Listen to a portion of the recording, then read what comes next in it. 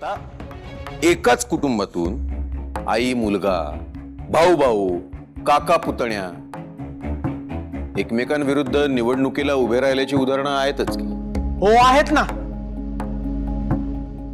पण एक लक्षात ठेव, पण हे राजकारण मला आपल्या घरामध्ये सुरू व्हायला नकोय.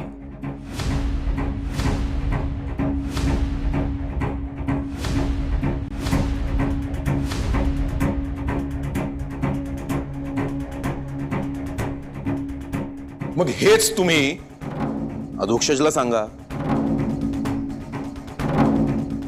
तो त्याचा उमेदवारीचा अर्ज मागे घेऊ शकतो. कारण त्याला या गावच्या लोकांनी उभं केलंय. मग हेच मी सुद्धा म्हणू शकतो. हा, फक्त गावातले ते लोक अधोक्षजच्या विरोधातले.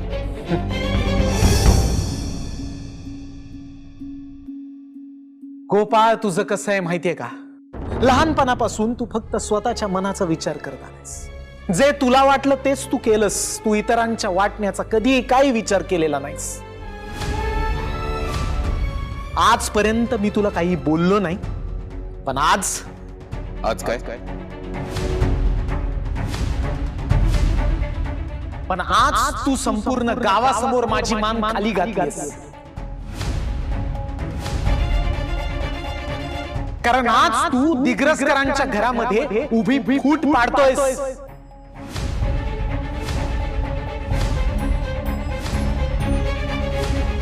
आणि मला हे अजिबात सहन होत नाहीये. आणि अधोक्षशी तर तू बरोबरी करूच नकोस गोपाळ.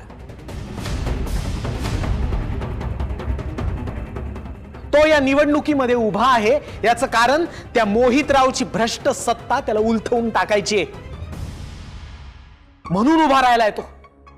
स्वार्थ नाहीये त्याचा. तुझी कुठली भावना आहे रे गोपाळ?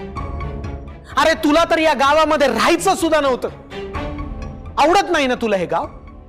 मग आज तुला चक्क अचानक विठूच्या वाडीचं सरपंच व्हायची इच्छा झाली आणि तू निवडणुकीला उभा राहिलायस. हे उभं राहण्यामागे कसलंही नैतिक अधिष्ठान नाहीये गोपाळ.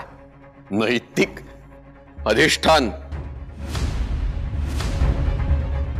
मला त्याची गरज सुद्धा वाटत नाही. हो,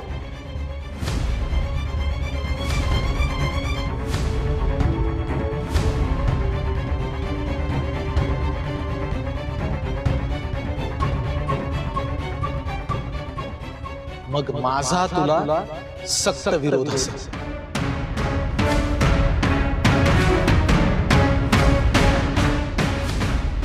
मग त्यात नवीन काय आहे व्यंकट महाराज?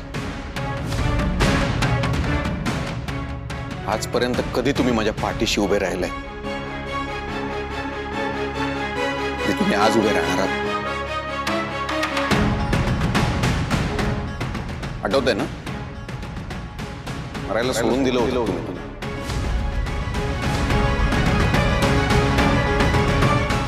माझा काका होता ना, म्हणून मी जगलो.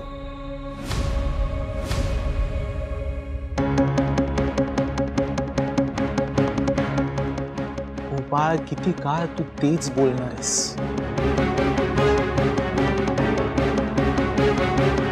तू माझी बाजू कधी समजून घेणार आहेस?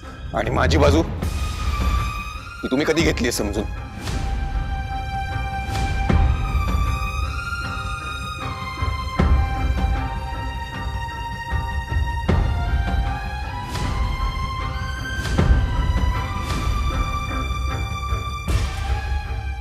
माझ्याकडे वेळ नाहीये, त्यामुळे माझ्यासाठी हा विषय इथेच संपला.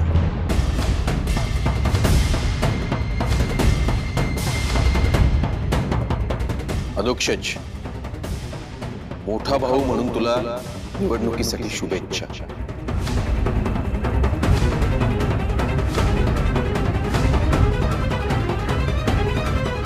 जो योग्य उमेदवार असेल ना,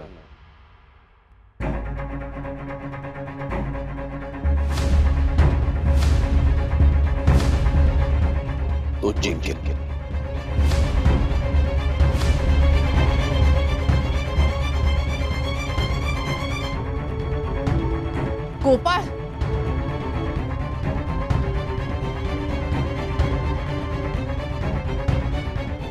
अरे ऐक ना यांचं.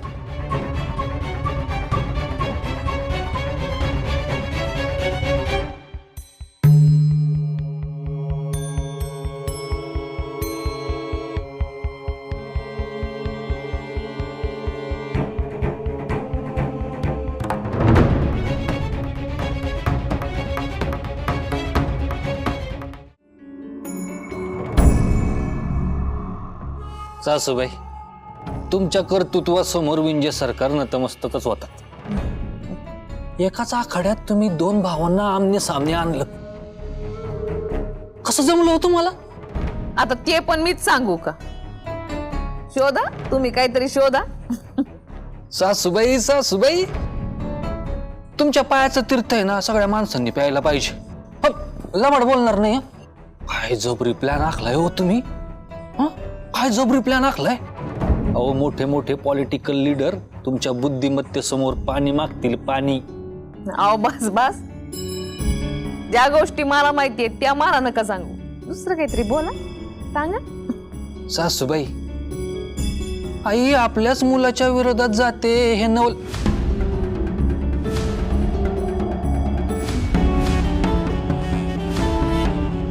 जावई बापू, आदर्शची हार तीच त्या इंद्रायणीची हार. माझ्याच घरात राहते आणि माझ्या पोराला फितवते ती. फित काही आपला आहे की नाही? फित माझी सत्ता आहे आणि ती शाबीत ठेवायची असेल तर मला काहीतरी करायला लागल की नाही? ते पा, आदर्शवर माझं प्रेम आहेच. त्याला माझ्या अनेक शुभेच्छा आहेत, आशीर्वाद आहेत. आता मांजर सुद्धा स्वतःचं अस्तित्व टिकवण्यासाठी आपल्या पिलाचा जीव घेतच. तसं तर नाही करत मी.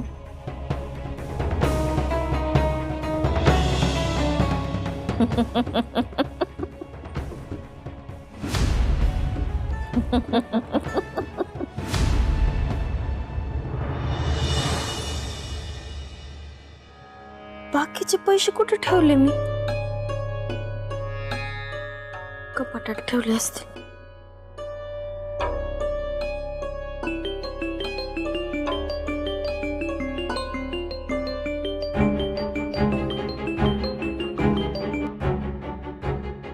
हॅलो, नमस्कार. कीर्तनकार इंद्रायणी दिग्रसकर वाडीकर बोलताय ना? रामकृष्ण हरी, मीच बोलते. मी नंदन हिरेमठ बोलतोय, शिरपूरहून. एक अडचण होती आणि त्याच्यातून तुम्हीच बाहेर काढू शकता आम्हाला. अडचण? आमच्या गावात हरिनाम कीर्तन सोहळा होतोय. आसपासच्या 10 गावातून लोक येणार आहे तो. पण ऐन वेळेस विश्वंभर महाराज आजारी पडले. अरे बापरे, मग हो? पण आता कीर्तन कॅन्सल करणं अवघड आहे हो. तुम्ही आलात ना तर लई चांगलं होईल. तुम्ही मागाल तेवढं मानधन देऊ आम्ही. कीर्तन सेवाच करायची आहे ना. माझ्यासाठी कीर्तन सेवा महत्वाची आहे. त्याच्यासाठी मानधन नकोय मला. काळजी करू नका. रामकृष्ण हरी. रामकृष्ण हरी. आदू, बरं झालं आलास. मला शिरपूरला बोलवलंय कीर्तन सेवेसाठी. कीर्तन सेवा? असं अचानक? कधी आहे? आजच आहे. आज रात्री? काय टेन्शन नको घेऊ, मी येतो सोबत त्याच्या. येऊ का? ये ना. कुठं जायचा प्लॅन चालू आहे? अहो, निवडणूक होईपर्यंत तुमचं कॅलेंडर मी बघतोय, माहिती ना तुम्हाला. अरे पप्पा, काय नाही, आज तुला शिरपूरला घेऊन जायचंय मला रात्री. आज? अहो, आज आपल्याला श्वास घ्यायला वेळ नाही. आज सगळ्या विठूच्या वाडीतल्या गल्ल्यांमध्ये जायचंय आपल्याला. आणि परत रात्री कार्यकर्त्यांची मीटिंग ठेवली आपण. अरे पण मला जावंच लागेल याच्यासोबत. काही नको बोलूस तू. आदू, हे काम पण महत्वाचं आहे. आणि एका कामासाठी 2 जणांची काय गरज आहे? अगं पण मी एकटी मॅनेज करू शकते. माझ्यापेक्षा चांगलं. पण इंदू, शिरपूर वरून जर शेवटची गाडी सुटली ना तर दुसरा मार्ग नाही बरं का. तू काळजी करू नकोस. मी एकटी कधीच नसते. माझ्यासोबत कायम 2 जण असतात. एक माझा विठुराया. दुसरा कोण? इंदू, दुसरा कोण आहे? पप्प्या थांबलाय तुझ्यासाठी.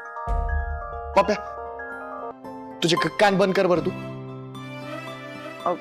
कान कशाला बंद करायचे, बाहेर थांबतो. हा दुसरा कोण? दुसरा कोण आहे?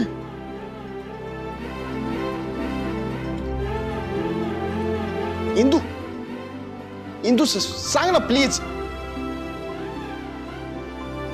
सांग ना काय झालंय तुझं, सांग लवकर.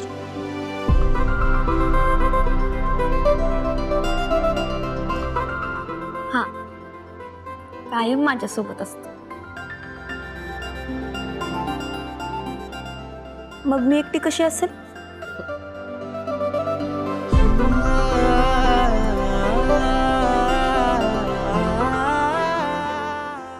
अध्यक्ष महाराज येत आहे ना? येतो येतो चल. येतो.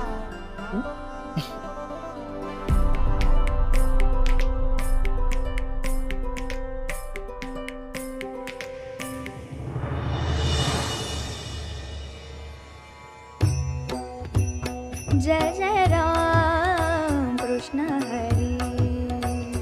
जय जय राम कृष्ण हरी. जय जय राम कृष्ण हरी. जय जय राम कृष्ण हरी. जय जय राम कृष्ण हरी. जय जय राम कृष्ण हरी.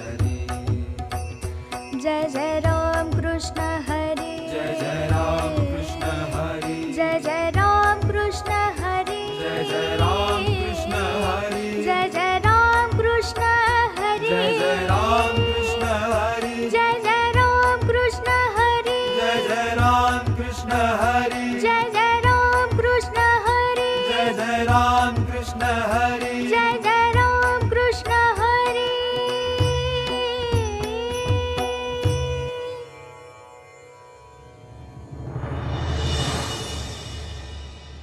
राम कृष्ण हरी माऊली. राम कृष्ण हरी. काय मग माऊली, इलेक्शन आलेत, झाल्या का तयारी सुरू तुमच्याकडं? हा, तुम्हाला सांगते इलेक्शनचं वारं किती अवघड असते. घरचाच राजकीय पक्ष असतो बघा, पण त्याच घरात एकाच पंक्तीत बसून जेवणारे दोन भाऊ, एक जातो इकडच्या पार्टीत आणि दुसरा जातोय तिकडच्या पार्टीत. माऊली, आता घर एकच, पण त्याच घरातले तीन व्यक्ती तीन वेगळ्या वेगळ्या पार्टीत गेले. विभागलं ना घर. मला सांगा, घर आपल्याला तोडतं का हो? वेगवेगळं करत नाही ना माऊली. अहो, घर आपल्याला बांधून ठेवतं. कोणत्याही संकटाला एकत्र तोंड कसं द्यायचं हे शिकवतं आपल्याला घर.